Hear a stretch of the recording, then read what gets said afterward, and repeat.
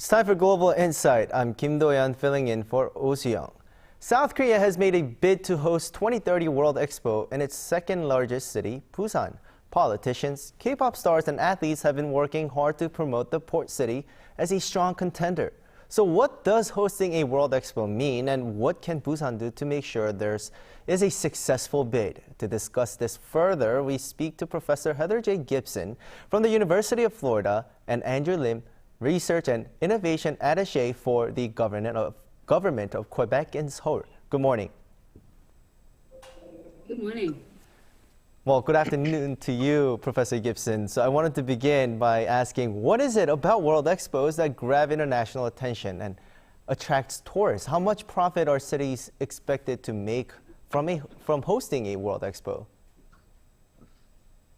Well, I think for many people, to start with, what is a World Expo? And going back through history, when I think of a World Expo, somebody from the UK, I think of the first one, which was Crystal Palace. But typically a World Expo is, as it says, it's a grand exhibition where we get to showcase innovation. And we get to showcase innovation from the point of view of global innovation. And so many of our technologies through time, telephones, first cell phones, were actually first showcased at World Expos.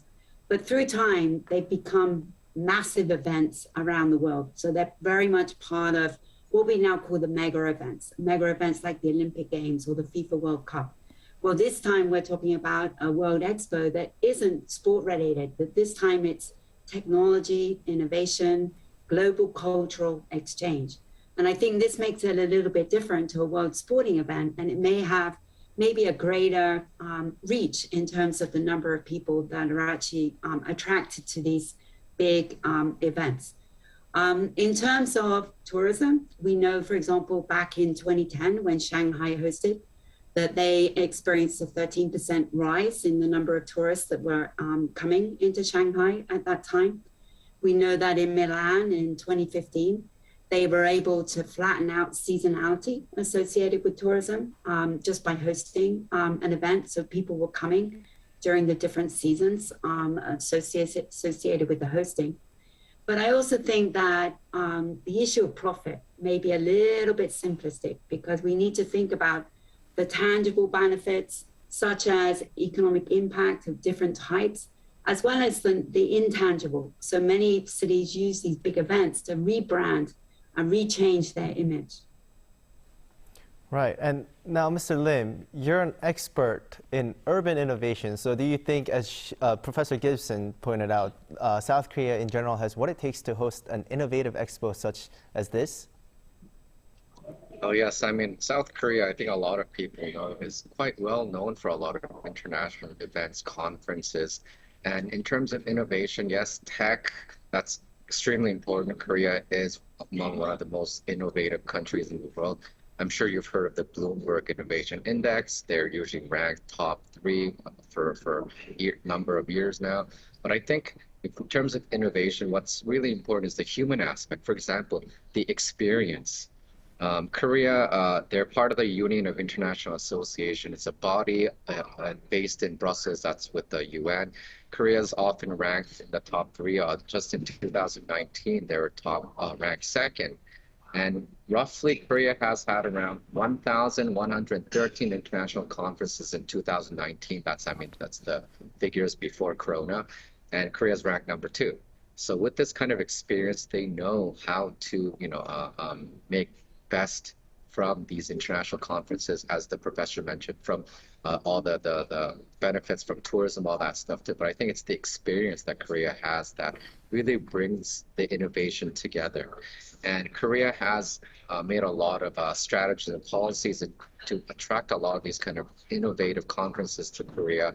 I'm sure you've probably heard of MICE, Meeting Incentive Conference Exhibition. They have these strategies to attract a lot of these talents, attention, a lot of companies, startups, to make it very innovative for everybody. So I think Korea has really what it takes, especially because of their experience besides, smart cities, they have safety, they have a good public transportation system, they have geographic information system.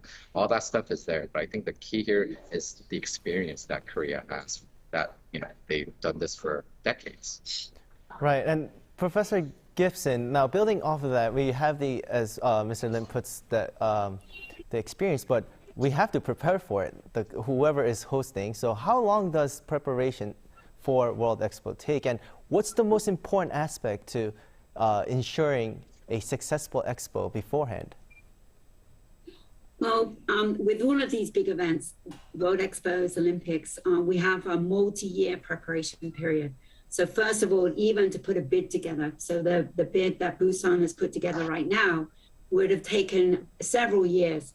And it's based upon research, it's based on involving various different stakeholders. And one of the most important that we've got to think about is community. Is the community involved? To what extent do they feel ownership in the event? I think that's very, very important. Then we've got to think about, once the bid is conferred, which I believe is next year, then at that point, what needs to be built in order to be able to host the event itself? And then what about all of the organization that goes along with actually hosting an event? So there's a long preparation period on all these large events. And as Andrew said, that South Korea has a lot of experience with this.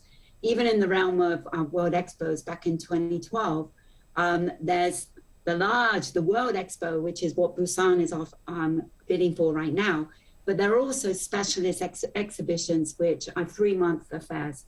And Korea's already hosted one of those.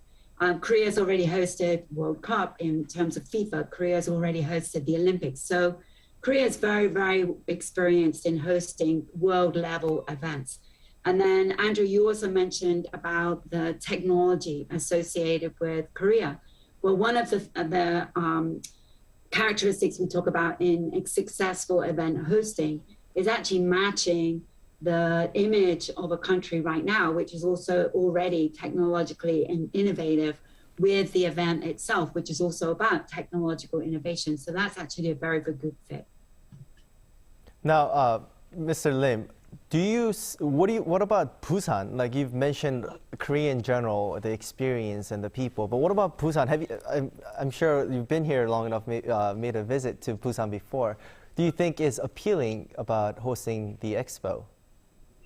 Yes, of course. Yes, Busan is the second largest city in Korea. Yes, I've been there personally, and I'm sure you've been there too. Busan has great infrastructure. It's famous for their beaches.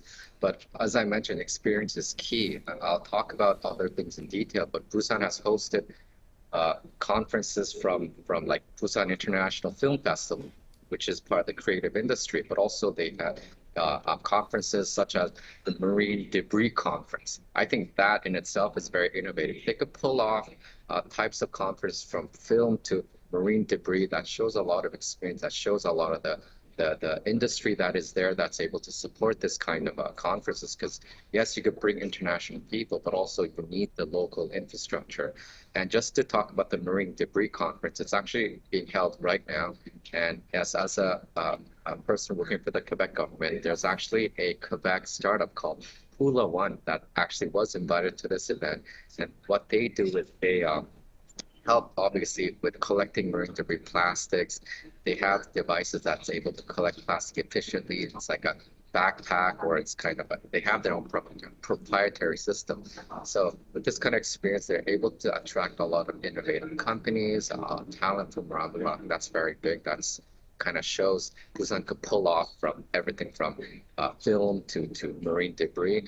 But also Busan, some of their strength is, as a professor mentioned, is in technology. And you probably have heard of Busan leading the way in terms of showcasing technology to show Busan is a very innovative city. You probably heard of the national smart city strategy, where they labeled Busan, a part of Busan, it's in the Gyeongsu area, called Eco Delta City. It's a very cool kind of trendy name. They announced this. It's a 12-kilometer square area where they are putting it into a living lab sort of So it kind of shows Busan has this kind of technological, prowess. They're putting IoT sensors for sewage, urban air mobility, all that stuff to kind of show Busan is.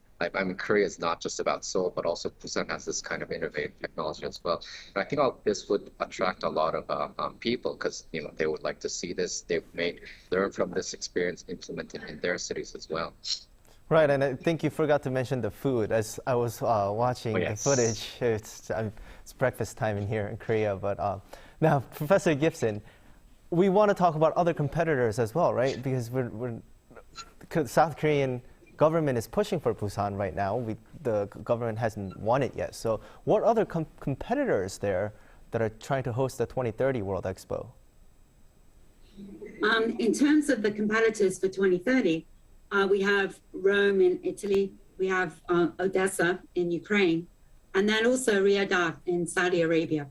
So I think what we need to think about is who are the competitors and also some of the other considerations that often go along when we're looking at these world events.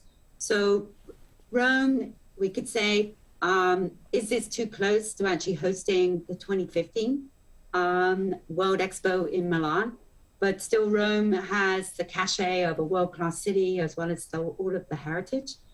Odessa in Ukraine, I think some of this will depend upon the current conflict with Russia in terms of to what extent can that be solved, because there is a chance there that if there is peace, then we have maybe a chance that Ukraine is chosen with the idea of rebuilding. And then we've also got Saudi Arabia and Riyadh. Well, Dubai just hosted. My colleagues in Dubai talked to me about the Dubai World Expo and how successful that was. But we've already seen the Middle East actually chosen. So therefore, perhaps it is time to go back to Asia, Pacific Asia, and also, as we know, in terms of Busan as a candidate city. Well, Professor Gibson, you are a fair judge in terms of you don't have a biased opinion. So what are your take in terms of the chances of Busan winning the bid? I think there's a good chance. I think it's based upon a lot of what we've just been talking about.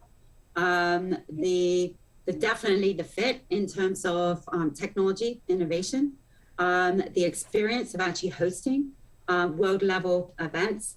I think Busan is a very attractive city for international tourists as well as regional tourists coming in from other parts of Asia.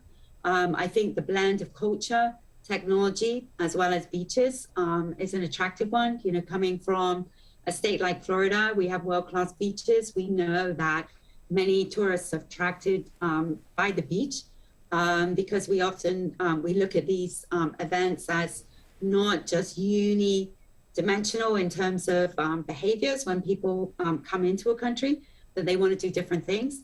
And then you also talked about the other aspects of culture, food, for example.